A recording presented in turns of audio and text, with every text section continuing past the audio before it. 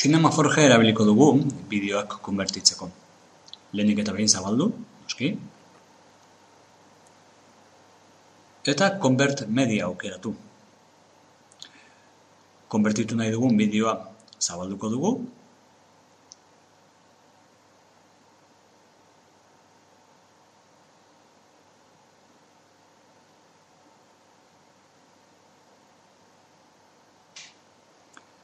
Eta nun gorde nahi dugun erabakiko dugu, mai gainean kasu honetan izena jarriko diogu, eta gero erabaki beharko dugu zein formatotan jarri nahi dugun. Normalean Windows Media Video edo antzekoren bat erabiliko dugu, kalidade eta konpresio ona ematen duelako. Orain erabaki beharko dugu ze kalidade eman nahi diogun bideori.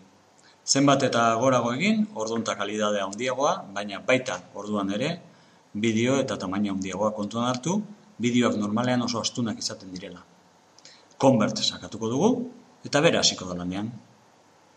Esandakoa, kalidadeari dagokionez, zenbat eta kalidade altuagoa, ordun eta bideo handiagoa, eta kasu batzutan, agian ez dugu hain bideo kalidadezkorik behar. Guk erabaki beharko dugu erabileraren arabera, eman nahi dugun erabileraren arabera, zen nolako kalidadeko bideoa nahi dugun. Interneten igotzeko dan, lagun bati pasatzeko dan etxean ikus dezan, oso gauza garrantzitsua dan edo 2 minututako tontakeritxo bat baino ez dan. Horren arabera, hartu beharko ditugu erabaki horiek.